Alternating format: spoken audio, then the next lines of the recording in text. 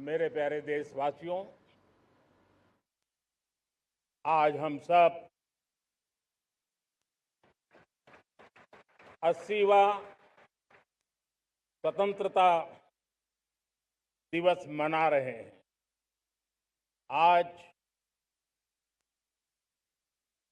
हर दिलों की धड़कन वंदे मातरम के नाद से गूंज रही। आज हर घर तिरंगा है, हर मन तिरंगा है और देश उत्साह और उमंग के साथ नए संकल्पों को लेकर के आज आगे बढ़ रहा है। आप सबको स्वतंत्रता दिवस की बहुत बहुत शुभकामनाएं।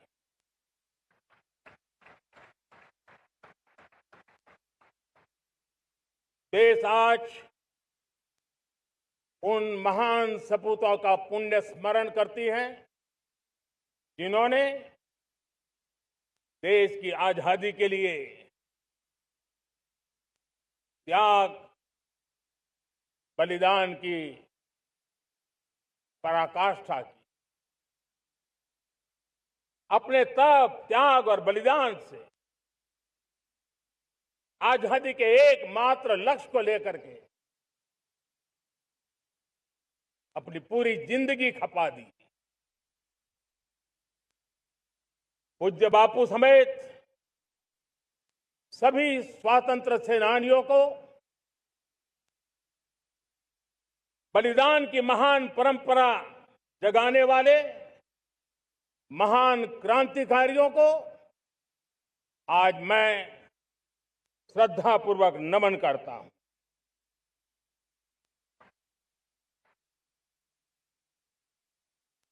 आज जो इस समारोह में उपस्थित है उन सब के लिए आज एक ऐतिहासिक पल भी है।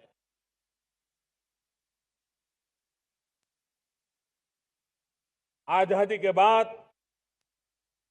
15 अगस्त को लाल किले पर पहली बार वंदे मातरम गूंज रहा है।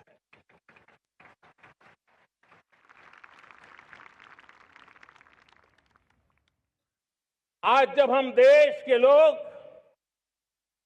वंदे मातरम के 150 वर्ष मना रहे हैं तो इससे बड़ा उत्तम अवसर क्या हो सकता है।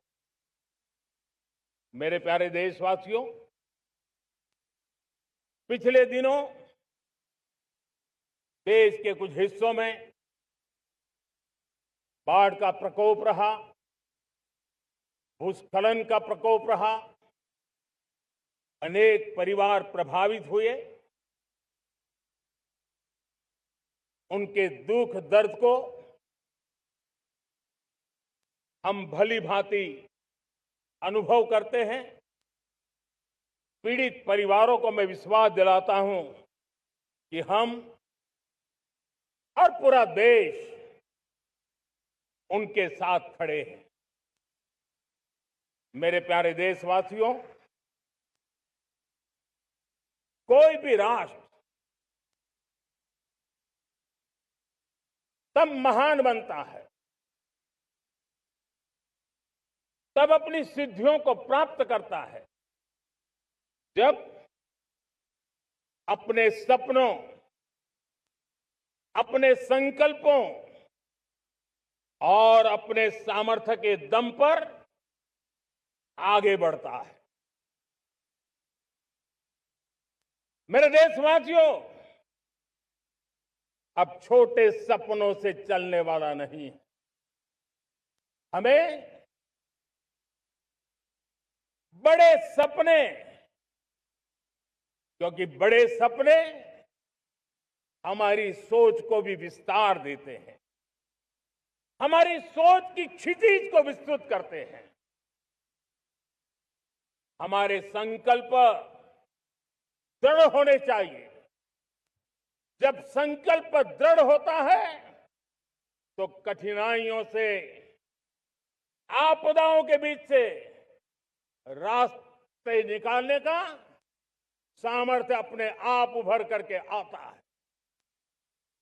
और मेरे प्यारे देशवासियों, हमारे संकल्प भी ऊंचे होने चाहिए, क्योंकि जब सपने ऊंचे होते हैं, संकल्प ऊंचे होते हैं, तो हमारे सामर्थ्य की ऊंचाई भी बढ़ती है, हमारे प्रयासों की ऊंचाई भी बढ़ती है, और तब जाकर के हम सपनों को साकार कर सकते हैं।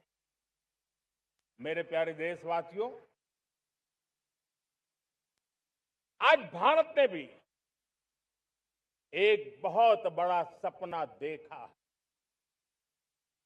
दृढ़ संकल्प के साथ देखा है।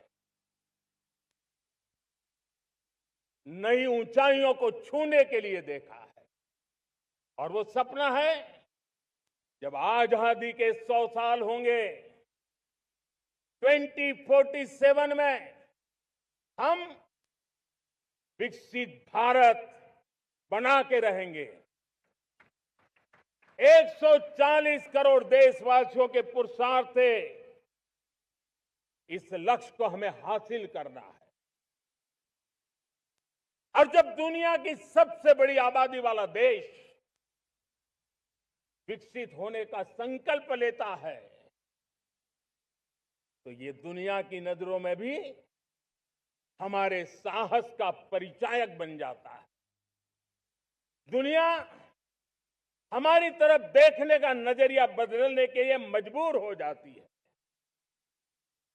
प्यारे देशवासियों, और मैं ऐसे ही नहीं कह रहा हूं, पिछले 12 वर्ष में देश के कोटि कोटि नागरिकों ने, दलित हो, पीड़ित हो, वंचित हो, आदिवासी हो, गांव में रहने वाला हो, शहर में रहने वाला हो, गरीब हो, मध्यम वर्ग का हो, युवा हो, बुजुर्ग हो, नारी हो, पुरुष हो, उत्तर हो, दक्षिण हो, पूर्व हो, पश्चिम हो, हर किसी ने पिछले 12 साल में एक संकल्प के साथ, समर्पण के साथ देश को नई ऊंचाइयों पर ले जाने में हर प्रकार से प्रयास किया है।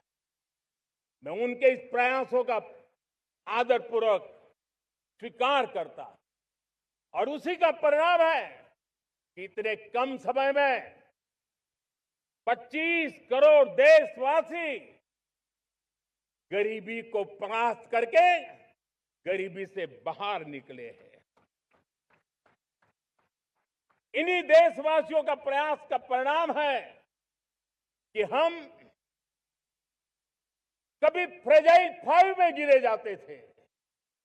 12 साल के भीतर भीतर हम एक मेजर इकोनॉमी में फास्टेस्ट ग्रोइंग इकोनॉमी बन गए हैं। साथियों, देश आजाद हुआ, बहुत सारे सपने लेकर के आजाद हुआ, लेकिन हम गति नहीं पकड़ पाए, रफ्तार नहीं पकड़ पाए। होती है, चलती है, अरे हो जाएगा, देखा जाएगा, उसी में खोए रहे। 2014 तक आते आते तो पूरे विश्व ने हमें फ्रेजाइल 5 के उस में डंप कर दिया था। ऐसे समय पिछले 12 साल में भारत ने एक नई रफ्तार पकड़ी, तेज गति से हम आगे बढ़ रहे हैं, और देशवासियों का संकल्प है कि अब 140 करोड़ देशवासियों के संकल्प को, सामर्थ्य को रोकना नामुमकिन है। प्यारे देशवासियों, पिछले 12 वर्षों में डिफेंस प्रोडक्शन करीब 4 गुना हुआ, खादी और ग्रामोद्योग का उत्पादन करीब 5 गुना हुआ, इलेक्ट्रॉनिक मैन्युफैक्चरिंग करीब 7 गुना बढ़ा, आधुनिक रेलवे कोच का निर्माण 21 गुना बढ़ा, मोबाइल फोन उत्पादन 33 गुना बढ़ा। इतना ही नहीं, आधुनिक युग को देकर के भी डिजिटल और इनोवेशन की दुनिया में भी हमने अपना परचम लहराया। इंटरनेट कंज्यूमर करीब करीब 4 गुना बढ़े। पेटेंट ग्रांट होने की संख्या 4 गुना बढ़ी। डिजिटल ट्रांजैक्शन 100 गुना बढ़े। सामान्य मानवीय की सुविधाओं की तरफ भी हमने उतना ही गंभीरता से काम किया। हर साल औसतन 15 गुना ज्यादा तेजी से हमने नल से जल कनेक्शन दिए। हर साल औसतन 6 गुनी ज्यादा रफ्तार से लोगों को गैस कनेक्शन दिए।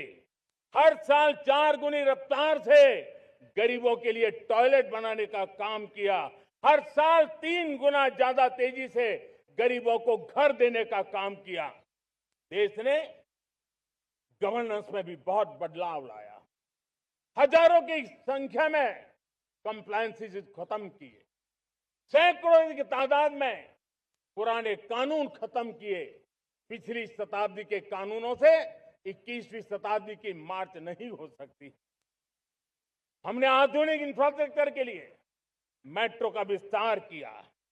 हमने पब्लिक ट्रांसपोर्ट को ताकत दी। जिस स्पीड से काम, जिस स्केल पर काम किया, ये सब, ये रफ्तार, ये विस्तार, ये अचीवमेंट आजादी के बाद पहली बार पिछले 1 दशक ने देखा है। और जब इतनी सारी सिद्धियां हमारे सामने हो, इतनी तेज गति दिखाई देती हो, देशवासियों का सामर्थ्य पल पल प्रकट होता है, तब तो 2047 में विकसित भारत बनने का संकल्प कभी भी अधूरा नहीं रह सकता है। ये सारे आंकड़े इस बात की गवाही देते हैं कि हम आगे बढ़ने वाले हैं, मेरे प्यारे देशवासियों। लेकिन उसके लिए आत्मविश्वास की जरूरत होती है, आत्मगौरव की जरूरत होती है, और साथ साथ आत्मनिर्भर भारत होना भी बहुत जरूरी होता है। और इसलिए बीते वर्षों में हमारा कन्विक्शन रहा है कि भारत को हमें अब दूसरे देशों पर निर्भर रह करके नहीं जीना चाहिए। हमें आत्मनिर्भर बनना चाहिए।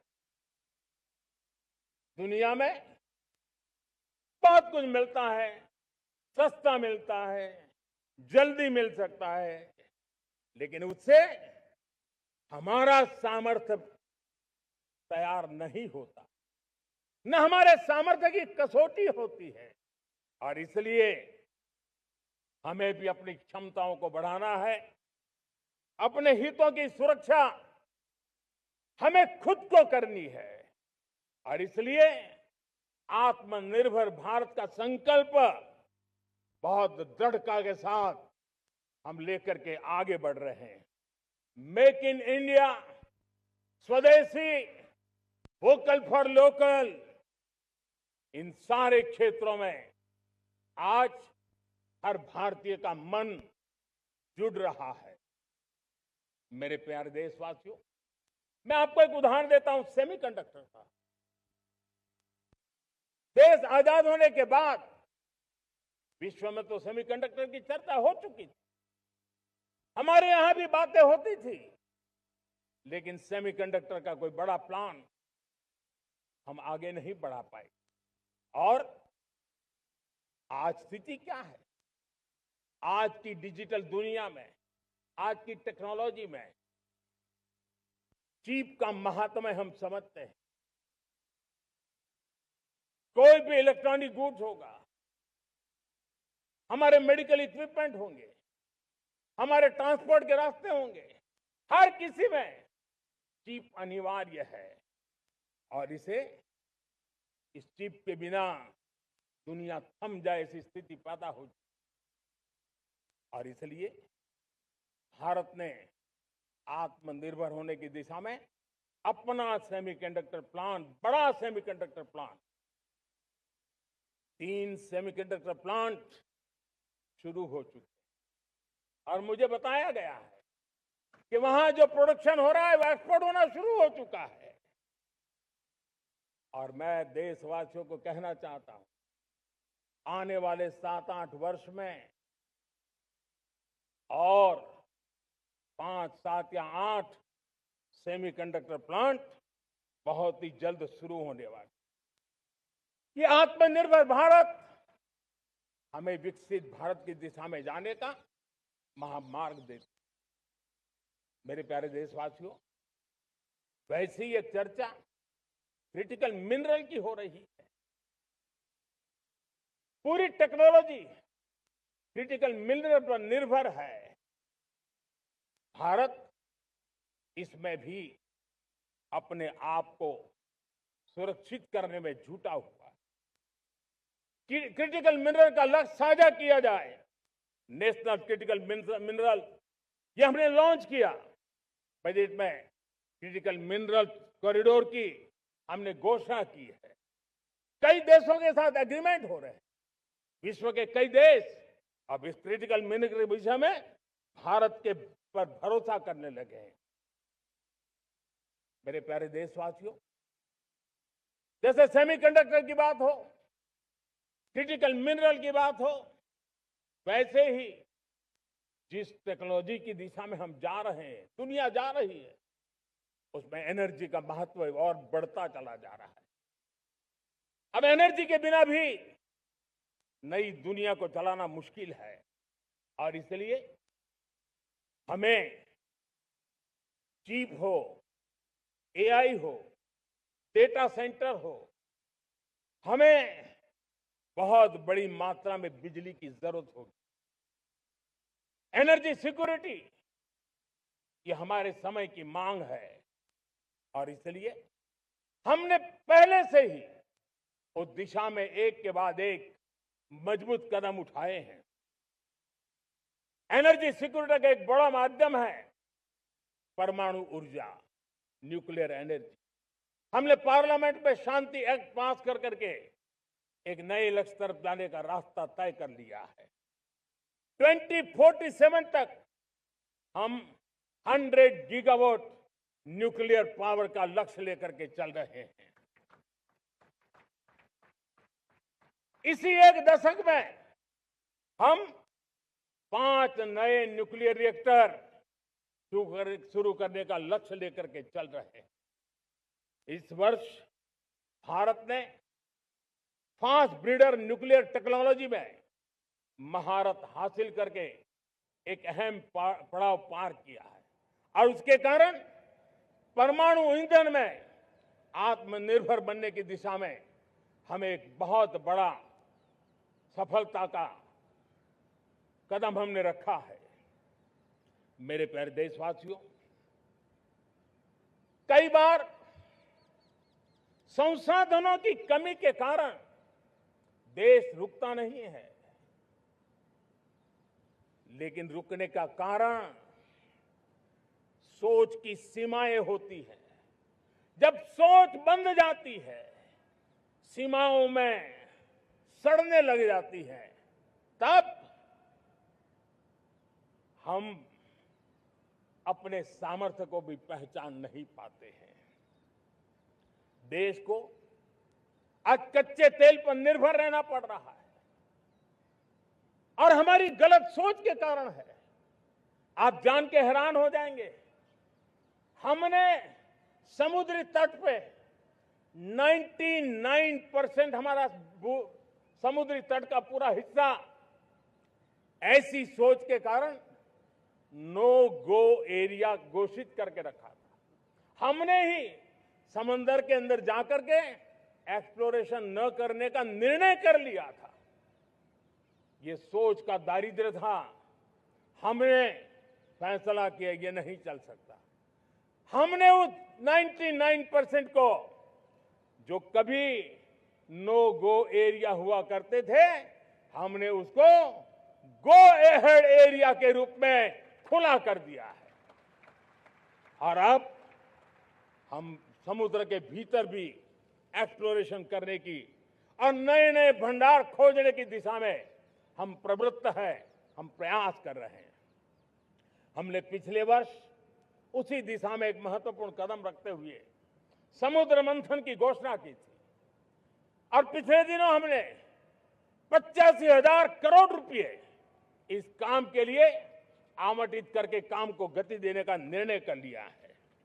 मेरे प्यारे देशवासियों, एनर्जी सिक्योरिटी, इसका मैंने कहा कि हमें ऑल्टरनेट स्रोतों की तरफ भी पूरी शक्ति लगाना बहुत जरूरी है और इसलिए ऊर्जा का सही इस्तेमाल बढ़ाते हुए भारत इसी दिशा में आज तेजी से काम कर रहा है।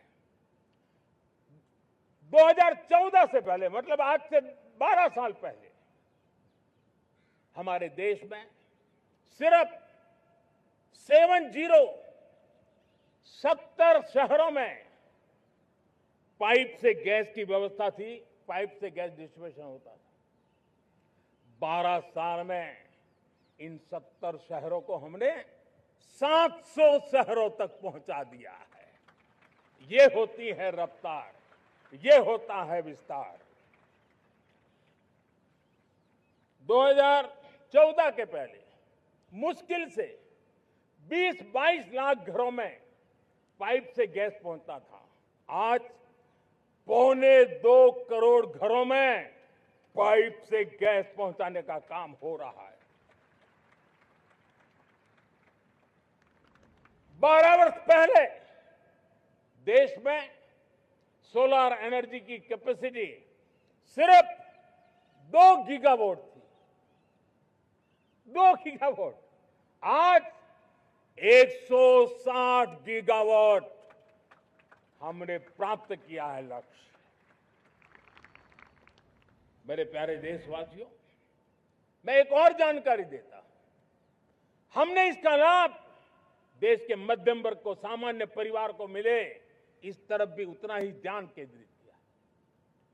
हमने पीएम सूर्यघर मुफ्त बिजली योजना चालू की और आज मुझे संतोष है कि इतने कम समय में 50 लाख घरों का सोलर एनर्जी का काम हम आंकड़ा पार कर चुके हैं। तेजी से चल रहा है और उसके कारण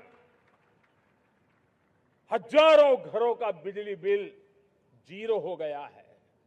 हजारों घर अपनी बिजली का उपयोग करने से अतिरिक्त बिजली आज बेच करके कमाई कर रहे हैं। हर परिवार को हम इस काम के लिए 80,000 रुपया सरकार की तरफ से एक एक परिवार को मदद दी जा रही है, तब जाकर के हम इस काम को पूरा कर रहे हैं। मेरे प्यारे देशवासियों, आपको जानकर के हैरानी होगी, ये जो हमारी रेलवे है उसका इलेक्ट्रिफिकेशन का काम हमारे देश में 1925 में शुरू हुआ था। 1925 में इलेक्ट्रिफिकेशन का काम शुरू हुआ, लेकिन 90 साल में 1925 से लेकर के 90 साल में सिर्फ 30% रेल का इलेक्ट्रिफिकेशन हुआ था। यानी 90 साल में 30%। हमारी रफ्तार देखिए, लक्ष्य को पाने के लिए हमारी दौड़ देख लीजिए। हमने एक दशक के अंदर 100% काम पूरा कर दिया। 90 साल में 30%, 10 साल में 70%, ये होता है काम। और इसके कारण डीजल जो हमें बाहर से लाना पड़ता है उसकी बचत हुई, बिजली से हमारी ट्रेनें चली, पर्यावरण को फायदा होने लगा। मेरे प्यारे देशवासियों, हम यहां से नहीं रुके हैं, हम दुनिया के अंदर पीछे रहना नहीं चाहते। पिछले दिनों आपने खबर सुनी होगी, भारत ने ईंधन का नया क्षेत्र को भी छू लिया है। देश ने पहली हाइड्रोजन से चलने वाली ट्रेन शुरू कर दी है और मुझे खुशी है ये सबसे लंबी ट्रेन है और सबसे ताकतवर ट्रेन है और दुनिया में हाइड्रोजन ट्रेन के क्षेत्र में भी भारत ने अपना झंडा गाड़ दिया है। प्यारे देशवासियों, पिछले 10-12 साल हम लगातार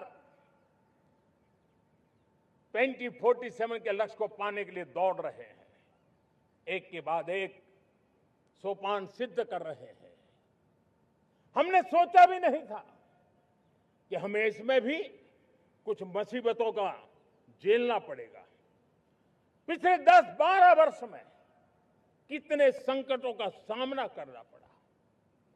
कोरोना जैसी वैश्विक महामारी ने पूरी दुनिया को चिंता में डाल दिया था, सारी व्यवस्थाएं चरमरा गई थी। कोरोना से बाहर निकले, युद्ध की विभीषा की खबरें आने लगी, कहीं यूक्रेन तो कहीं पश्चिम एशिया, हर जगह पे तनाव का माहौल। और पता नहीं भविष्यवेत्ताओं ने तो न जाने क्या क्या घोषणाएं कर दी थी। देश को डराना, देश को भयभीत रखना, देश को चिंतित रखना, इसी में कुछ लोगों को आनंद आता है। वैक्सीन नहीं मिलेगी, कोविड में लोग बचेंगे नहीं, कुछ भी नहीं होने वाला।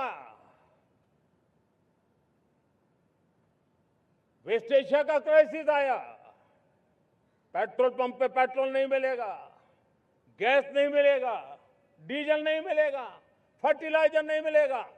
सारी दुनिया भर की अफवाहें फैला करके भारत के लोगों को भयभीत करने का, डराने का, चिंता के अंदर डुबो देने का कुछ लोगों को आनंद आ रहा था। लेकिन देश ने देख लिया कि पिछले 10-12 साल की सुविचारित योजनाएं रंग ला रही है और हम इतने बड़े संकट के बावजूद भी नागरिक देवो भव के मंत्र को लेकर के जीते हुए भारत ने जो तैयारियां की थी, एक के बाद एक कदम उठाया था। सोचा नहीं था कि संकट आएगा, लेकिन उस संकट के समय में ये सारी चीजें काम आ गई और आज देश में गैस भी है, पेट्रोल भी है, यूरिया भी है। हम अपनी ताकत के ऊपर खड़े हो रहे, चल रहे। मेरे प्यारे देशवासियों, दुनिया के इन संकटों का प्रभाव हर किसी पर हुआ, हम भी अछूते नहीं। यूरिया के दाम दुनिया में 3,000 रुपया पहुंच गए एक बोरी का। आज भी हम मेरे देश के किसानों को वो बोझ सहने के लिए मजबूर नहीं कर रहे। सरकार अपने कंधों पर वो बोझ उठा रहा है और दुनिया से जो 3,000 रुपया में यूरिया का बोरा हमें मिलता है, वो हमारे किसानों को हम सिर्फ 300 रुपये में दे पाते हैं। इतना ही नहीं, डीएपी आज दुनिया में बाजार 5,000 पहुंच चुका है, लेकिन मेरे देश के किसानों को दिक्कत ना हो इसलिए 1,350 रुपये में आज भी डीएपी देने का काम हम कर रहे हैं। मेरे प्यारे देशवासियों, एक समय था जब मैं आत्मनिर्भरता की बात कर रहा था तो कुछ लोग एयर कंडीशन चैम्बर में बैठ करके सोचने वाले लोग हमें बता रहे थे ग्लोबलाइजेशन का क्या होगा। लेकिन दुनिया देख रही है कि पिछले एक दशक में ऐसा लग रहा है कि दुनिया ने ग्लोबलाइजेशन बोलना ही बंद कर दिया है। जहां से ग्लोबलाइजेशन की आवाज आती थी वो बंद सुनाई नहीं देती है। दुनिया का हर देश अपनी अपनी संभालों के मिजाज की तरफ गया है। लेकिन दुर्भाग्य से इस संकट के कालखंड में कुछ लोगों ने अपना रुतबा दिखाने के लिए संसाधनों को वेपनाइज करने का खेल खेला है। दुनिया अपने पास जो कुछ भी है उसको वेपनाइज करने में लगी है। संसाधनों का वेपनाइज, रिसोर्स का वेपनाइज, पेट्रोल, डीजल, फर्टिलाइजर, दवाइयां, टेक्नोलॉजी की चिप्स, इतना ही नहीं भूभाग को भी वेपनाइज किया जा रहा है। मुझे और ऐसे समय अगर हम आत्मनिर्भरता मंत्र को लेकर 10 साल सही दिशा में न चले होते तो हम कल्पना कर सकते हैं कि ऐसी चुनौतियों का मजबूती से मुकाबला कैसे करते। और हमारी तैयारियां निरंतर बढ़ती जा रही है। मेरे प्यारे देशवासियों, दूसरी तरफ आज भारत का प्रोफाइल पूरी तरफ बढ़ रहा है। आज भारत दुनिया के लिए एक स्वीकृत और सम्मानीय देश के रूप में बन रहा है। भारत के पास स्थिर पॉलिटिकल मैंडेट है, स्थिर सरकार है, भारत का वाइब्रेंट लोकतंत्र है, भारत का मजबूत न्याय तंत्र है और हम सबको दिशा देने वाला भारत का संविधान है। और अब दुनिया हमारे इन सामर्थ्य को पहचानने लगी है और इसलिए 2014 के बाद दुनिया करीब करीब 40 देशों के साथ हमारा एफटीए एग्रीमेंट हो रहा है। अब देखिए कितना बड़ा अवसर आया है। लेकिन ये जो ट्रेड एग्रीमेंट्स हुए हैं ये एक बहुत बड़ा अवसर है और इसलिए खास करके मैं मेरे एमएसएमईज को कहना चाहूंगा कि हमें इस मौके को छोड़ना नहीं है। दुनिया में हमें पहुंचना है। भारत के उत्पाद की हर चीज विश्व के बाजार में पहुंचे और चाहे हमारा टेक्सटाइल हो, हमारी मशीनरी हो, हमने दवाइयां हो, हमने मौका छोड़ना नहीं है। लेकिन वैश्विक जो पैरामीटर्स हैं उस पैरामीटर को हमें पार करना होगा। हमें दुनिया से जो मिलता है उसे अच्छा देना पड़ेगा, दुनिया में जो मिलता है उसे सस्ता देना पड़ेगा। और पंजाब के लुधियाना से लेकर के तमिलनाडु के तिरुपुर तक हमारा टेक्सटाइल सेक्टर दुनिया में पहुंच सकता है। इतना ही नहीं, केरलम से लेकर के गुजरात और तमिलनाडु से लेकर के बंगाल, ये हमारा समुद्री तट, हमारे मछुआरे भाई बहन आज इस एफटीए के कारण हमारे श्रिप यानी झींगा उसके एक्सपोर्ट की बहुत संभावना बनी है। हमारे सी फूड की दुनिया में पहुंच बनने की संभावना पड़ी हुई है। और इसलिए मैं चाहूंगा कि हम इस परिस्थिति का फायदा उठाते हुए, हम आगे चलते हुए हम इन कामों को पार करने के लिए प्रयास करें। मेरे प्यारे देशवासियों, मैंने जो भूमिका आपके सामने रखी है उसके पीछे 2047 का लक्ष्य इन मजबूत नींव पर खड़ा है। 2047 विकसित भारत का लक्ष्य हमने पिछले 10-12 साल में देशवासियों ने जो सामर्थ्य दिखाया है उस सामर्थ्य का हिस्सा है।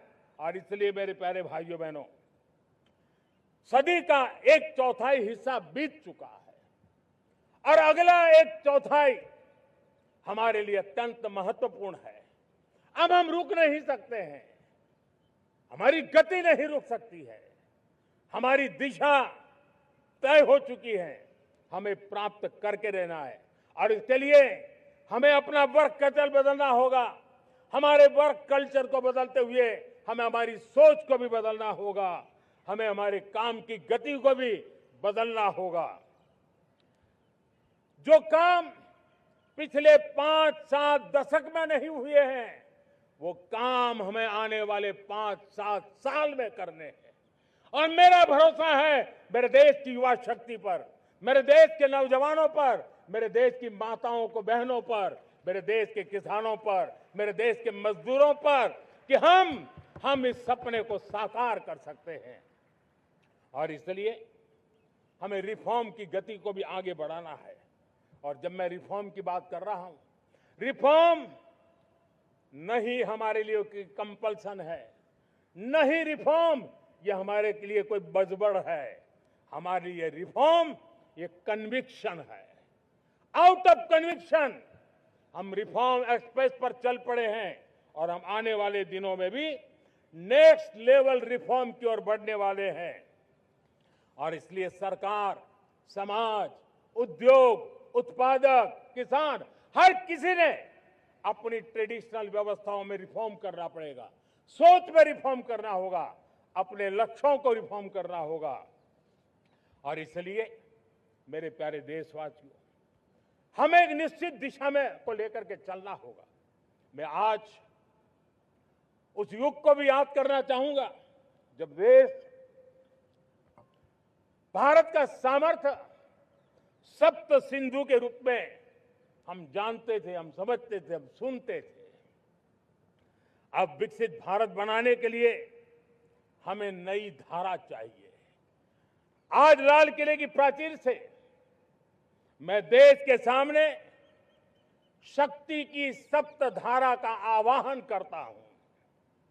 आने वाले 5-7 साल में जो पिछले 5-7 दशक में नहीं हुआ, वो सप्त धारा के सामर्थ्य से, शक्ति से हम देश को नई ऊंचाई, नई गति देंगे और नए लक्ष्यों को पार करने वाला सामर्थ्य देंगे। और इसके साथ साथ देश की युवा शक्ति का सामर्थ्य का भरपूर राष्ट्र निर्माण में उपयोग होगा। उनकी शक्ति जोड़ी जाएगी। आने वाले दिनों में जब मैं सप्तधारा की बात करता हूं, सप्तधारा की पहली शक्ति है मैन्युफैक्चरिंग पावर। मेरे प्यारे देशवासियों, हमें मैन्युफैक्चरिंग सेक्टर को बहुत आगे बढ़ाना होगा और प्रोडक्शन बढ़ाने के साथ साथ हमें छोटे छोटे पुर्जे भी बनाने हैं और बड़े बड़े प्रोडक्ट भी बनाने हैं। पूरा वैल्यू चेन हमारा होना चाहिए और उसे लेकर के चलना। हमें कंपोनेंट भी चाहिए और हमें कंप्लीट मैन्युफैक्चरिंग भी चाहिए, कंप्लीट प्रोडक्ट भी चाहिए। डिजाइन से लेकर मैन्युफैक्चरिंग तक भारत को ग्लोबल सप्लाई चेन का भरोसामंद केंद्र बनना होगा। इसके लिए मैं 3 चीजों पर विशेष जोर देना चाहता हूं। मैन्युफैक्चरिंग के क्षेत्र में जो मेरे भाई बहन हैं, ये समय का ये अवसर है, इस अवसर को जाने मत दें। और इसके लिए हमें कॉस्ट, क्वालिटी और स्केल, इसके विषय में वैश्विक मानदंडों से खरा उतरना पड़ेगा। हमारी फैक्ट्रीज कॉम्पिटिटिव हो, हमारे प्रोडक्ट्स यूजर फ्रेंडली हो, हमारा पैकेजिंग दुनिया के लोगों को लुभावने वाला हो, आकर्षित करने वाला हो, हमारा जीरो डिफेक्ट प्रिसिजन मैन्युफैक्चरिंग, ये हमारी पहचान बनना चाहिए। हर मैन्युफैक्चरर, हर एंटरप्रेन्योर, हर एमएसएमई से मैं कहना चाहता हूं, ग्लोबल मार्केट में हमारी पहचान विश्वसनीयता और गुणवत्ता के आधार पर होनी चाहिए। क्वालिटी के संबंध में नो कॉम्प्रोमाइज, और इसलिए हमारा मंत्र क्वालिटी, क्वालिटी, क्वालिटी होना चाहिए। यही हमारा ग्लोबल ब्रांड वैल्यू बनेगा।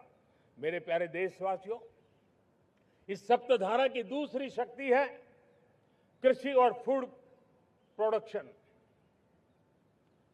Food processing. हमें इस दिशा में आगे बढ़ना होगा। हमारे किसानों ने, अब दुनिया के बाजार खुल चुके हैं, एफपीए के कारण हमें एक बहुत बड़ा मार्केट मिल रहा है। हमें वहां पहुंचना है, हमें उस जगह को हाथ लगाना है। हमें खेत से लेकर एक्सपोर्ट मार्केट की ओर जाना होगा। हमारे पारंपरिक खान पान हो, हमारे मिलेट्स हो, हमारे मसाला हो, हमारे फल हो, फूल हो, क्या कुछ नहीं है हमारे पास, वो ग्लोबल ब्रांड्स बनने चाहिए। हमारे किसान केमिकल फ्री खेती को बल देंगे, दुनिया में इनकी मांग और बढ़ने वाली है। और जो ग्लोबल पैरामीटर्स के अंदर हर प्रकार से सिद्ध होने वाले हमारे एग्रो प्रोडक्ट होंगे, तो दुनिया में हम आसानी से पहुंच पाएंगे। मेरी सप्तधारा की तीसरी शक्ति है टेक्नोलॉजी और इनोवेशन। मेरे प्यारे देशवासियों, आज जमाना एआई का है, क्वांटम का है, स्पेस का है, रोबोटिक्स का है, डेटा सेंटर्स का है। पूरी तरह एक नया क्षेत्र खुल चुका है और इमर्जिंग टेक्नोलॉजी ये भी हर पल हमें चुनौती दे रही है। और इसलिए देश को दुनिया के लिए मार्केट नहीं बना देना, हमें इनोवेशन का हब बनना है। हमने यूपीआई और डिजिटल पब्लिक इंफ्रास्ट्रक्चर में लोहा मनवा लिया है, हमारी ताकत का परिचय करवा दिया है। अब भारत को डिजिटल पब्लिक टेक्नोलॉजी उसको भी दुनिया के कोने कोने तक पहुंचाना है। भारत को नेक्स्ट जनरेशन कम्युनिकेशन टेक्नोलॉजी में लीड करना है। मेड इन इंडिया 6G हर कोने में पहुंचे, ये हमारा लक्ष्य होना चाहिए और हमें उसमें तेजी करनी चाहिए और इसके लिए हमारा प्रयास कम नहीं होना चाहिए। सप्तधारा की चौथी शक्ति है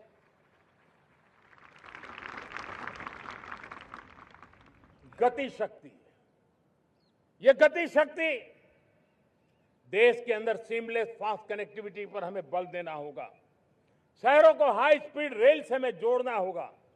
मॉडर्न हाईवे चाहिए, इनलैंड वाटरवेज चाहिए, एयरपोर्ट चाहिए, मल्टी मॉडल लॉजिस्टिक की व्यवस्था चाहिए। हमें पोर्ट्स को सिर्फ सामान उतारना चढ़ाने की जगह नहीं, दुनिया के शिप्स आकर के लंगर हो जाए इतना नहीं, हमें हमारे पोर्ट्स को पोर्ट लेड डेवलपमेंट ग्रोथ की दिशा में हमें आगे बढ़ना होगा। हमारी पांचवी शक्ति है सप्तधारा की, वो है रक्षा शक्ति। और ये रक्षा शक्ति का महत्व हर प्रकार से है। मेरे प्यारे देशवासियों, डिफेंस में आत्मनिर्भर होना अब भारत ने अनुभव कर लिया, दुनिया ने अनुभव कर लिया है, इसके बिना कोई चारा नहीं है। विश्व जब अपनी अपनी ही सोच रहा है, तब भारत विश्व के लिए बाजार बन करके नहीं रह सकता है। हमें डिफेंस के क्षेत्र में आत्मनिर्भर होना होगा। Next generation defence technology develop करके हमें ग्लोबल सप्लायर बनने की दिशा में हमें लक्ष्य लेकर के चलना है।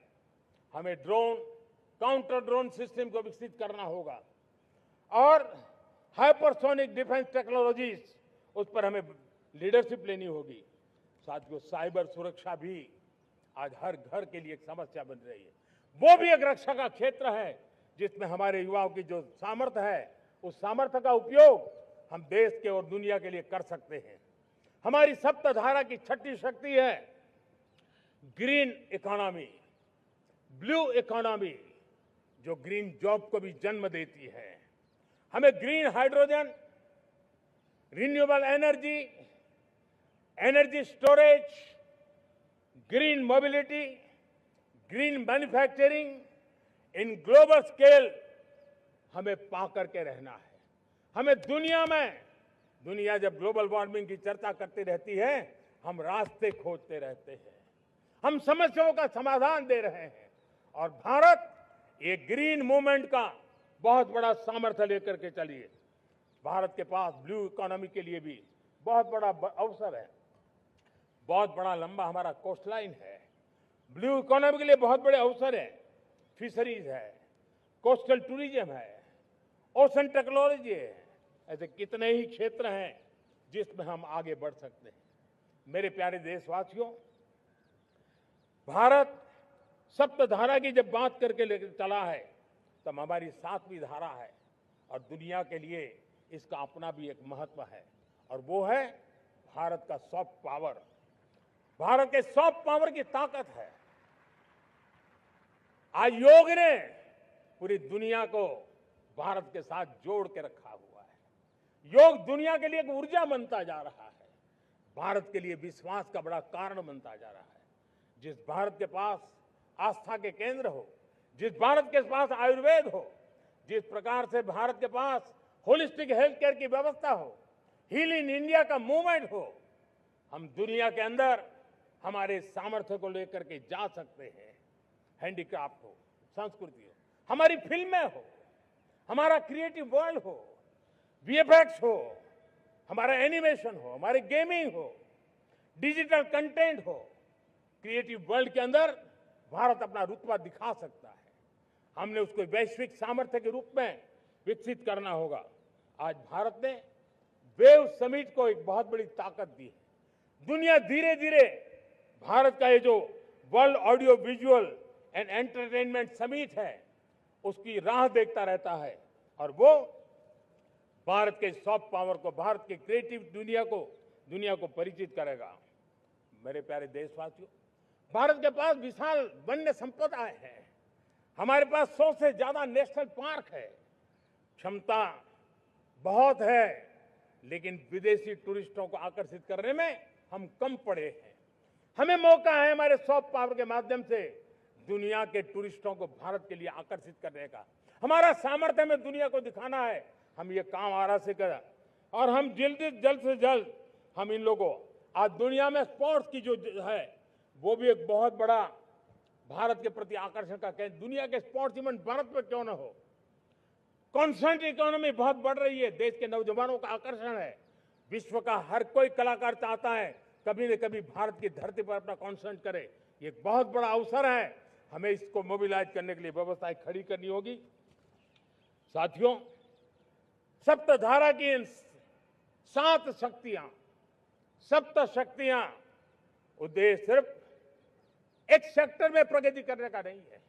एक होलिस्टिक अप्रोच के साथ हमें राष्ट्र को जो लक्ष्य लेकर के हम चल रहे हैं, जो एम्बिशन लेकर के चल रहे हैं, उस स्केल को हमें पार करने की दिशा में काम करना है। मेरे प्यारे देशवासियों, कुछ चीजें मैंने बताई हैं, लेकिन मैं इससे भी आगे सोचता हूं। मैं जरा देश को झकझोरना चाहता हूं। मैं देश की शक्ति को भी झकझोरना चाहता हूं। देश यानी सिर्फ सरकार नहीं होती है, देश यानी हर नागरिक जुड़ता है। क्या हम सोच नहीं सकते कि फॉर्च्यून 500 की चर्चा तो बहुत सुनते हैं, आने वाले एक दशक में इन फॉर्च्यून 500 में 50 कंपनियां भारत की क्यों न हो, ये लक्ष्य हमारा क्यों न होना चाहिए। आज बैंकिंग सेक्टर फल फूल रहा है। दुनिया की टॉप बैंक के अंदर भारत की बैंक का झंडा भी क्यों न फहरता हो। भारत की बैंक भी टॉप बैंक 5 बैंक में भारत की भी एक बैंक होनी चाहिए। भारत की फार्मा की दिशा में हमने बहुत काम किया है, लेकिन समय की मांग है कि दुनिया की 5 बड़ी फार्मा कंपनियों में भारत की भी 1-2 फार्मा कंपनियों का नाम गूंजना चाहिए। भारत उसमें अपना स्थान बनाना चाहिए। लॉ फर्म्स होते हैं, रेटिंग एजेंसी होती है। क्या समय की मांग नहीं है कि ग्लोबल लीडरशिप अब हमारे हाथ में होनी चाहिए। टैलेंट है, सामर्थ्य है, हमारा लंबा इतिहास भी है, भाषाओं पर हमारा प्रभुत्व है, हमें विश्व में पहुंचना चाहिए। हमारी कोई कंसल्टिंग फर्म, अकाउंटिंग फर्म दुनिया के टॉप फर्म्स के अंदर क्यों नहीं होनी चाहिए। भारत की टेक्नोलॉजी कंपनियां दुनिया के अंदर सिरमौर हो, यह हमारा लक्ष्य होना चाहिए। हमारे ऐसे ब्रांड हो जिससे दुनिया आकर्षित होती हो, हमारे ब्रांड हमारे देश की पहचान हो और विश्व के लिए एक डेस्टिनेशन बन जाए, उस दिशा में हमें काम करना है। और इसके लिए मैं राज्य सरकारों को कहना चाहता हूं, मैं स्थानिक स्वराज की संस्थाओं को कहना चाहता हूं, भारत सरकार का भी यह दायित्व है कि हमें हमारे रिफॉर्म की गति बढ़ानी होगी। हमें 2047 के लक्ष्य के अनुरूप हमारी व्यवस्थाओं को विकसित करना होगा। हमें बीते हुए काल के नीति नियमों से नहीं चल सकते, हमें आने वाले सपनों के हिसाब से नीति नियमों को गढ़ना होगा। और इसको अगर हम करेंगे तो मुझे पूरा विश्वास है और मैं देशवासियों को भरोसा देता हूं, इसी रास्ते मेहनत में कोई कमी न करते हुए हम विकसित भारत का सपना पार करके रहेंगे। हमें सबको मिलकर के चलना है, केंद्र सरकार हो, राज्य सरकार हो, इंडस्ट्री हो, हम सब ने मिलकर के आगे बढ़ना है। हमें रिफॉर्म्स करते रहना है, रिफॉर्म्स को आगे बढ़ाते रहना है। और मैंने पहले भी कहा था, हम रिफॉर्म कंपल्सन से नहीं, कन्विक्शन से कर रहे हैं, लक्ष्य को प्राप्त करने के लिए कर रहे हैं। मेरे प्यारे देशवासियों, जब मैं विकसित भारत की बात कर रहा हूं, देश को तेज गति से आगे बढ़ाने की बात कर रहा हूं, उसका सबसे बड़ा लाभार्थी कौन है? इन सारे प्रयासों का सबसे बड़ा साधक कौन है? अगर साधक है तो मेरे देश का युवा है, मेरे देश की युवा शक्ति है। विकसित भारत की यात्रा में युवाओं की बहुत बड़ी भूमिका है। इतना ही नहीं, विकसित भारत का सबसे बड़ा लाभार्थी भी मेरे देश का युवा है। और इसलिए हमें विकसित भारत के लक्ष्य को युवाओं के साथ जोड़ करके आगे बढ़ाना है। युवाओं हमारी सर्वोच्च प्राथमिकता के साथ हमें आगे बढ़ना है। साथियों, पिछले 10-12 साल में उस दिशा में बहुत कुछ हुआ है। स्टार्टअप इंडिया अभियान, आज पूरे देश में 2.5 लाख से ज्यादा रजिस्टर्ड स्टार्टअप बन गए। देश के नौजवान खुद तो काम कर रहे हैं, अनेकों को रोजगार दे रहे हैं। 1 लाख करोड़ रुपया इनोवेशन फंड भारत सरकार ने घोषित किया है। मैं देश को, नौजवानों को कहना चाहता हूं, आप अपने सपनों को लेकर के आइए, संसाधनों की कमी नहीं रहने देंगे। 1 लाख करोड़ रुपया आपके दिल दिमाग को सामर्थ्य देने का एक व्यवस्था हमने कर दी है। रिसर्च के नए अवसर मिले, डिजिटल इंडिया के नए सस्ते डेटा, ये युवाओं को सशक्त किया। दुनिया में सस्ता डेटा कहीं है तो भारत की धरती पर है, और देश के नौजवानों को नई ताकत दी है। स्किल इंडिया हमने नेशनल प्रोग्राम बनाया है। स्पेस सेक्टर को हमने ओपन कर दिया। नेशनल ड्रोन पॉलिसी हमने बनाई है। खेलो इंडिया पॉलिसी बनाई है। 35 वर्षों तक एजुकेशन पॉलिसी नहीं थी, नई एजुकेशन पॉलिसी लेकर के आए हैं, और इसका फायदा मिडिल क्लास के परिवारों को हुआ है। साथियों, 2004 से 14 आंकड़ा मुझे देना चाहिए आपको। 2004 से 14 हमारे देश में 350 से भी कम यूनिवर्सिटी थी, और आज 10-12 साल के भीतर भीतर करीब 650 नई यूनिवर्सिटी जुड़ चुकी है। करीब 1000 का आंकड़ा हम पहुंच रहे हैं। 2014 के पहले मेडिकल की सिर्फ 400 सीटें हुआ करती थी, आज करीब 850 सीटें मेडिकल की हो रही है। इतना ही नहीं, अब विदेशी यूनिवर्सिटी भी भारत की धरती पर आ रही है। भारत के अंदर विदेशी यूनिवर्सिटी की डिग्री मेरे नौजवान को मिले, इसका प्रबंध भी हो चुका है। हमारे देश के युवा मन बचपन से ही टेक्नोलॉजी की तरफ आकर्षित हो, उस दिशा में हम काम कर रहे हैं, और इसलिए हमने करीब 10,000 से अधिक अटल टिंकरिंग लैब छोटे छोटे बच्चों के हवाले कर दी है, ताकि उनका इनोवेशन और टेक्नोलॉजी के अंदर उनका मन बने। 12 वर्ष युवा, हमने अनेक रास्ते खोले।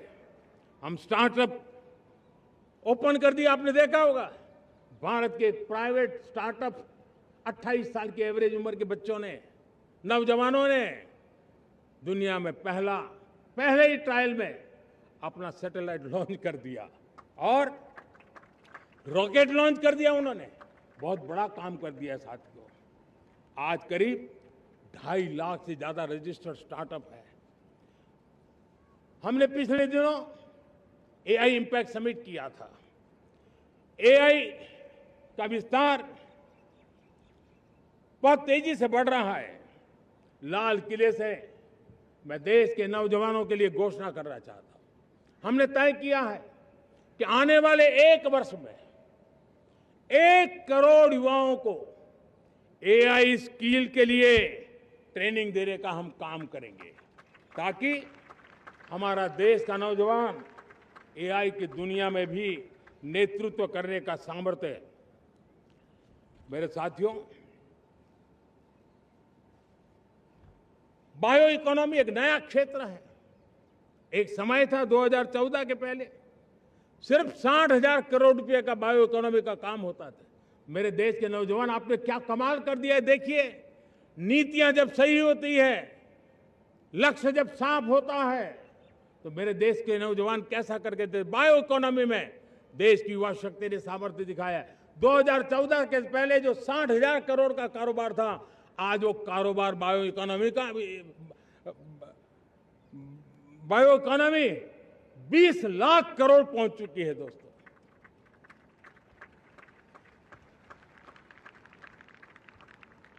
दो 2009-10 का कालखंड था, सिर्फ 25 लाख इलेक्ट्रिक व्हीकल हमारे देश में बिके थे। 1.5 लाख इलेक्ट्रिक व्हीकल बिके थे 2009-10 में। 1.5 लाख इलेक्ट्रिक व्हीकल। इस 25-26 में 25 लाख इलेक्ट्रिक व्हीकल बिके हैं। मेरे प्यारे देशवासियों, एविएशन सेक्टर भी मेरे नौजवानों के लिए बहुत तेजी से आगे बढ़ रहा है। नए एयरपोर्ट, नए रूट, नए नए रोजगार के अवसर बना रहे हैं। मेंटेनेंस, ओवरहॉलिंग, इसके भी कारण देश में बहुत बड़ी मात्रा में स्किल मैन पावर को काम मिल रहा है। मेड इन इंडिया हवाई जहाज बनाने की दिशा में हमने सफलता पाई है। Made in India defence transport aircraft C295 already अपनी उड़ान भर चुका है, सफल उड़ान भर चुका है। ये देश के नौजवानों के लिए, मेरे साथियों, ड्रोन ने भी बहुत बड़ा काम किया है। स्वामित्व योजना, गांव में ड्रोन से स्वामित्व योजना सफल हो रही है। करीब 3.25 करोड़ परिवारों को स्वामित्व योजना का लाभ मिला है और इसके कारण 140 लाख करोड़ रुपए जैसी संपत्ति अनलॉक हुई है, जिसके कारण बैंक से लोन मिल सकता है, लोग अपना कारोबार कर सकते हैं। मेरे प्यारे देशवासियों, हमारे मध्यम वर्गीय परिवारों के सामने एक बहुत बड़ा बोझ बन चुका है कोचिंग क्लासेस की स्पर्धा। हर माँ बाप को लग रहा है कि कोचिंग क्लास में बच्चे को नहीं भेजा तो हम प्रतिष्ठित परिवार नहीं है। इन गरीब और मिडिल क्लास परिवारों की हम चिंता करते हुए हजारों करोड़ रुपए का उनका खर्च है वो भी बचे, बेटे भी अपने आसपास रह सके, उनकी देखभाल हो सके, परिवार पर आर्थिक बोझ न आए। और इसलिए हमने युवाओं के लिए विभिन्न परीक्षाओं की फ्री ऑनलाइन कोचिंग हमने करने का निर्णय किया है। डिजिटल पब्लिक इंफ्रास्ट्रक्चर है, हमारे पास उत्तम टैलेंट है, टीचर्स हैं, उन संसाधनों को जोड़ करके हम देश के नौजवानों को फ्री कोचिंग देने का एक पूरा नेटवर्क हम खड़ा करने वाले हैं। मेरे प्यारे देशवासियों, मैं हमेशा कहता आया हूं, जो खेले वो खिले। जब मैं खेले वो खिले की बात कर रहा हूं, तब मेरे प्यारे देशवासियों, आज भारत खेल की दुनिया में अपनी जगह बना रहा है। अब खेल के पोडियम में भारत का राष्ट्रगीत सुनाई देता है, भारत का राष्ट्रगान सुनाई देता है, भारत का तिरंगा झंडा लहराता दिखाई नजर आ रहा है। टॉप्स योजना ने बहुत बड़ी सफलता पाई है। खेलो India games, university games, winter games, beach games, sports infrastructure, sports के लिए कोचिंग, स्पोर्ट्स मेडिसिन, स्पोर्ट्स के लिए न्यूट्रिशन, इन सारे विषयों में भारत अब महारत करने की दिशा में आगे बढ़ रहा है। नौजवानों के लिए पूरा नया क्षेत्र, खिलाड़ी न बन सके तो उसकी सपोर्ट सिस्टम में भी बहुत बड़ा क्षेत्र खुल रहा है। स्पोर्ट्स की दुनिया में भारत का प्रदर्शन बेहतर होता रहा है और हम 2036 में ओलंपिक के मजबूत दावेदार बनकर के आगे बढ़ रहे हैं और 2030 में कॉमनवेल्थ गेम्स को भारत होस्ट करने वाला है। और मेरे साथियों, दुनिया में जो ओलंपिक की खेल होते हैं, करीब 40 प्रकार के गेम होते हैं और करीब 350 साढ़े 350 स्पर्धाएं होती हैं ओलंपिक में। और आपको जानकर के दुख होगा मेरे देशवासियों, मेरे नौजवानों, मैं आपको चुनौती देता हूं, मैं आह्वान करता हूं, मैं आपकी मदद चाहता हूं। 350 जितने स्पर्धाओं में भारत 2/3 खेलों में कहीं होता ही नहीं, हमारी मौजूदगी नहीं होती, हम क्वालिफाई नहीं होते हैं। हमने तय किया है कि 2036 में जो ओलंपिक होगा, हम चाहते हैं कि वो भारत में हो, लेकिन 2036 में जिन विधाओं में आज भारत खेलता नहीं है, जिन विधाओं में भारत क्वालिफाई नहीं करता है, जिन स्पर्धाओं में भारत ने छोड़ के रखा है, 3/4 हिस्सा हमारे इंतजार कर रहा है। भारत उस पर बल देगा और इसके लिए हम टैलेंट हंट का एक अभियान भी चलाना चाहते हैं। हमें अगर 2036 के लिए खिलाड़ी चाहिए तो आज जो 5 साल, 10 साल, 15 साल की उम्र के नौजवान हैं, बेटे हैं, उनके तरफ ध्यान देना होगा, उन बेटियों पर ध्यान देना होगा। और इसलिए 5 से 15 उम्र के बच्चों में खेल प्रतिभा ढूंढने के लिए गांव गांव, शहर शहर, स्कूल स्कूल एक टैलेंट हंट का अभियान चलाया जाएगा। बच्चों की प्रतिभा को देखा जाएगा और फिर उनको स्पेशल ट्रेनिंग दे करके देश के लिए खेलने वाले अच्छे खिलाड़ी बनाए जाएंगे। मेरे प्यारे युवा, देश के सामने, देश के नौजवानों के सामने नशा एक बहुत बड़ा संकट बनता जा रहा है। नशा मुक्त भारत ये हम सबका सामूहिक दायित्व होना चाहिए। हमारे उज्जवल भविष्य के लिए हमारी युवा पीढ़ी मजबूत हो, हमारा युवा सामर्थ्य हमारे देश के लिए काम आए, इसलिए नशा मुक्त भारत। पिछले दिनों माय भारत के वॉलंटियर्स ने, देश के एनजीओ ने, देश के सामाजिक सांस्कृतिक संगठनों ने, देश के आध्यात्मिक पुरुषों ने मिलकर के नशा मुक्त भारत का 100 सप्ताह का एक कार्यक्रम तय किया है। 100 सप्ताह तक एक अभियान चलने वाला है। मैं हर परिवार को कहना चाहता हूं कि आप भी इस अभियान का हिस्सा बने, आप इसके साथ जुड़िए और देश के नशा मुक्त भारत के सपने को पूरा करने के लिए आप आगे आइए। मेरे प्यारे देशवासियों, 21वीं सदी में दशकों पुरानी जो चुनौतियां हैं, उन चुनौतियों को खत्म करना बहुत अनिवार्य है। नक्सलवाद, माओवाद लाखों युवाओं के भविष्य को तबाह कर दिया। अनेक माताओं के दूधमल नौजवानों को छीन लिया, बर्बाद कर दिया। हर मां बाप के सपनों को चूर चूर कर दिया। इस नक्सलवाद ने 4 दशक तक हिंदुस्तान के बहुत बड़े हिस्से को, बहुत बड़ी आबादी को दबोच करके रखा था, बंदूक के नोक पर दबोच करके रखा था, संविधान की धज्जियां उड़ा दी थी और देश के सामान्य नागरिकों की रक्षा में 3,500 से ज्यादा हमारी पुलिस के, सुरक्षा बल के जवान शहीद हो गए। युद्ध के अंदर जितने सैनिक मरते हैं, उससे ज्यादा हमारे पुलिस जवानों को जान की बाजी लगानी पड़ी ताकि देश के सामान्य मानवी को सुरक्षा मिले। ये नक्सलवाद ने धरती को लहूलुहान कर दिया था।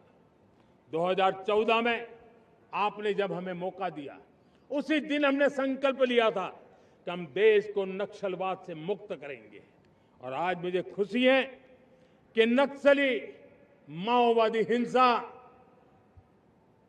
आखिरी सांस भी शायद रहने की अब तो ताकत नहीं रही है। पूरी तरह उसे खत्म करने की दिशा में जहां पर कभी नक्सलवादियों की गोलियां चलती थी, जहां पर कभी धरती रक्त रंजित रहा करती थी, आज उसी नक्सल क्षेत्रों में, उसी इलाकों में नक्सल मुक्त होने के कारण विकास, विश्वास और प्रयास का तिरंगा लहरा रहा है। मेरे प्यारे देशवासियों, लेकिन इस चुनौती को हमने कम नहीं आंकना है। इस चुनौती से हमें और भी सावधान रहने की जरूरत है। वर्षों तक देश की सत्ता में माओवादी सोच के लोग गलियारों में अपनी जगह बना करके बैठे थे। सरकारी कमेटियों में सलाहकार के रूप में भी ये माओवादी सोच ने नीतियों को प्रभावित किया था। मेरे प्यारे देशवासियों, जंगलों में हमें हथियारी नक्सलों का खात्मा बुलाने में, उस संकट से देश को मुक्त कराने में सफलता मिली है। लेकिन हथियारी नक्सल तो गए, लेकिन दिमागी नक्सल, ये दिमागी नक्सल मौके की तलाश में है। हिंसा, अराजकता के वो रास्ते खोज रहे हैं, समाज को गलत राह पर घसीटने के लिए भांति भांति के दांव कर रहे हैं। इन दिमागी नक्सलियों को पहचानना होगा, इन दिमागी नक्सलियों को आइसोलेट करना होगा और राष्ट्र को विकसित राष्ट्र बनाने की मुख्य धारा की ओर देश की युवा पीढ़ी को जोड़ना होगा। मेरे प्यारे देशवासियों, सुरक्षित भारत बनाना हम सबका दायित्व है। चुनौती सीमा के भीतर हो या सरहद से बाहर, भारत हर परिस्थिति के लिए तैयार है। आज युद्ध का नेचर बदल रहा है। अब युद्ध सीमा पर ही होता है, गारंटी नहीं है। आज युद्ध सीमा के अंदर कहीं रिफाइनरी पे जाकर के, कहीं बैंकिंग सेक्टर को जाकर के, कहीं डेटा सेंटर को जाकर के, एक प्रकार से लड़ाई का नया रूप, इंफ्रास्ट्रक्चर तोड़े जा रहे हैं, फैक्ट्रियां तोड़ी जा रही है। हमने मिशन सुदर्शन चक्र की पिछले सालों घोषणा की थी, बहुत तेजी से उस पर काम चल रहा है। आज डिफेंस एक्सपोर्ट हमारा करीब 50 गुना बढ़ा है। करीब 100 देशों में हमारे अस्त्र शस्त्र पहुंच रहे हैं। वैश्विक पटल पर भारत की प्रतिष्ठा धीरे धीरे बढ़ रही है। बदलते हुए समय में अस्त्र शस्त्र की तरफ काम करना है, सैन्य बलों का सामर्थ्य बढ़ाना है, लेकिन साथ साथ नागरिकों को भी तैयार करना होगा। पिछली शताब्दी के युद्धों के अनुरूप जो सिविल डिफेंस की व्यवस्थाएं हमारे देश में विकसित हुई है, वो कालबाह्य हो चुकी है। और इसलिए मैं आज लाल किले से घोषणा कर रहा हूं कि हम आने वाले दिनों में सिविल डिफेंस का एक वाइब्रेंट नेटवर्क खड़ा करेंगे। आधुनिक व्यवस्थाओं से उनको परिचित कराएंगे। आधुनिक संकटों से नागरिकों को रक्षा करने की क्या व्यवस्था हो सकती है, एक बहुत बड़ा वॉलंटरी फोर्स सिविल डिफेंस का आधुनिक चुनौतियों को पार करने वाला हम बनाने वाले हैं। मेरे प्यारे देशवासियों, राष्ट्र के निर्माण में आज हमारी बहनों बेटियों का योगदान हम सब के लिए बहुत बड़ा प्रेरणा का कारण बना हुआ है। फाइटर जेट हो या सिविल एविएशन, हमारी बेटियां सबसे आगे दिखाई दे रही है। खेलकूद का मैदान हो, हमारी बेटियां आगे दिखाई दे रही है। स्टेम एजुकेशन में भर्ती होने की प्रक्रिया हो, सबसे ज्यादा हमारी बेटियां आगे दिख रही है। आज सेना में भी एनडीए से जो बच्चियां निकली हैं, वो बड़े रौब के साथ देश की सेना का नेतृत्व करने का सामर्थ्य दिखाने लगी है। मेरी बेटियों की ताकत कैसी है। मैं पिछले दिनों साणंद में एक सेमीकंडक्टर प्लांट में गया, वहां आदिवासी बेटियां, देश के अलग अलग कोने से आई हुई बेटियां काम कर रही थी। वो उस गांव से आई थी जिन्होंने पासपोर्ट क्या होता है पता तक नहीं था। वो बेटियां विदेशों में गई, ट्रेनिंग लेकर के आई और आज चिप निर्माण का काम कर रही है और बड़े कॉन्फिडेंस, मैं जो उनका कॉन्फिडेंस देखा, मैं सचमुच में बहुत प्रभावित हुआ था। आज 3 करोड़ बहनों को हमने लखपति दीदी बनाने का लक्ष्य तय किया था, उसको पार कर लिया। अब हम 6 करोड़ लखपति दीदी बनाने के लक्ष्य को लेकर के आगे बढ़ रहे हैं। 3 करोड़ नई लखपति दीदी बनना मतलब ग्रामीण अर्थव्यवस्था में बहुत बड़ा बदलाव मातृशक्ति के द्वारा आने वाला है। मेरे प्यारे देशवासियों, आज पंचायतों में, नगर पालिका में, महानगर पालिका में बहुत बड़ी मात्रा में हमारी महिलाएं जनप्रतिनिधि बनकर के देश का मार्गदर्शन कर रही है, समस्याओं का समाधान कर रही है, बहुत ही सक्षम नेतृत्व दे रही है। और इसी को ध्यान में रखते हुए हमने पार्लियामेंट में नारी शक्ति वंदन अधिनियम पारित किया था, लेकिन किसी न किसी कारण से राजनीति के अखाड़े में पिछले 40 साल से ये सपना हमेशा राजनीतिक अखाड़े का शिकार हो गया है। मैं देश के सभी राजनीतिक दलों से आज लाल किले की प्राचीर से तिरंगे झंडे की छाया में खड़े होकर के प्रार्थना करता हूं, आग्रह करता हूं,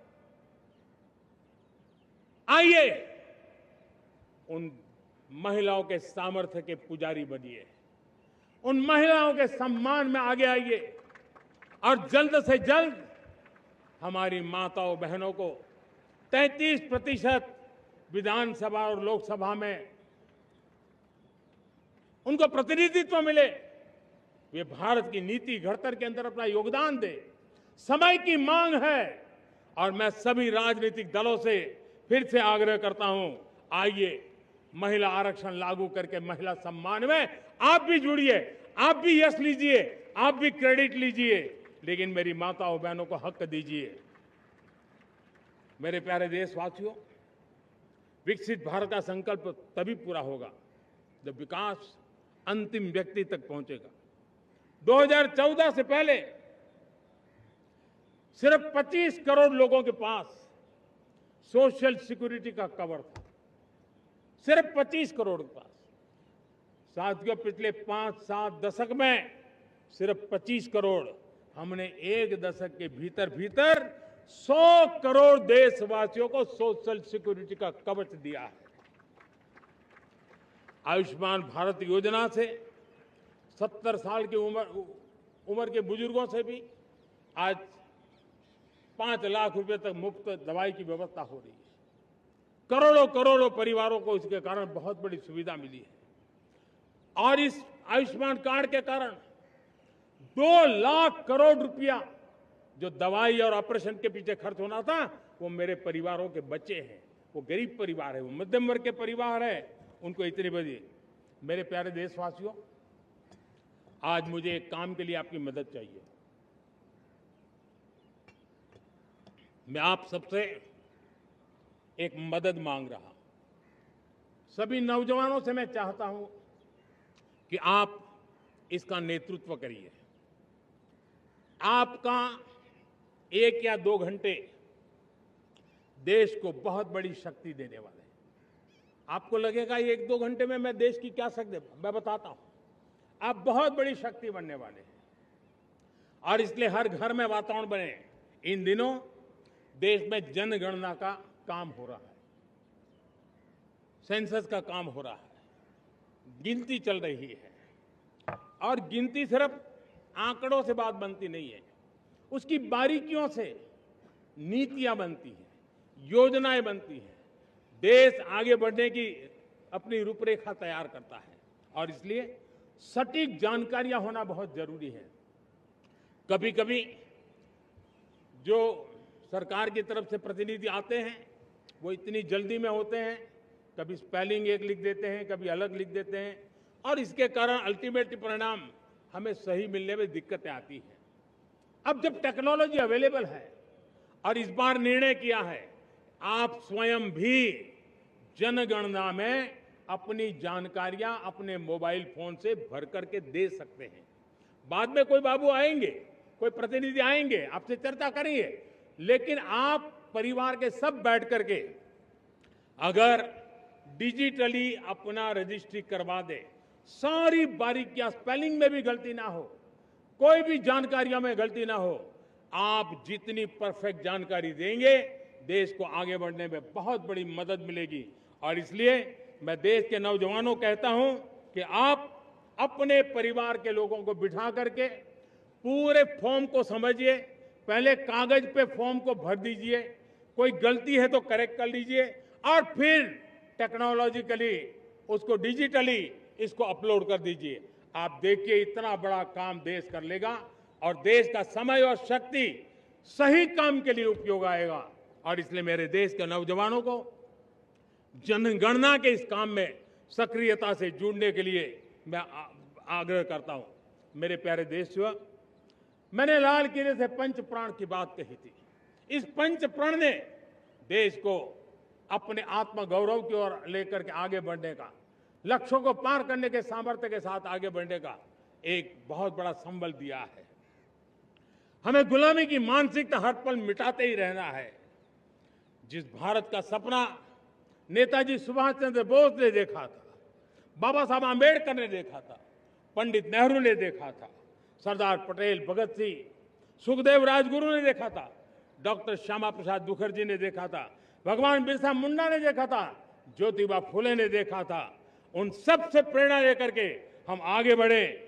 आइए इस संकल्प को हम दोहराए, स्वयं से ऊपर राष्ट्र का हित हो, स्वयं से ऊपर राष्ट्र का हित हो और कर्तव्य ही हमारी पहचान हो। मैं सभी देशवासियों से कहूंगा, समय हमारा है। मैं सभी देशवासियों से कहूंगा, समय हमारा है, अवसर हमारा है, संकल्प हमारा है। आइए सपनों को संकल्प बनाए, संकल्प को सामर्थ्य बनाए और सामर्थ्य को सफलता में बदल के रहें। आइए हर कदम को विकास का कदम बनाएं, कदम से कदम मिलाएं, मन से मन मिलाएं, लक्ष्य से जुड़े रहे, एक दीप से जले दीप हजारों, आओ मिलकर विकसित भारत बनाए। इसी एक भावना के साथ इस मंगल पर्व पर आप सबको अनेक अनेक शुभकामनाएं। मेरे साथ बोलिए, भारत माता की, भारत माता की, भारत माता की, वंदे वंदे वंदे। बहुत बहुत धन्यवाद।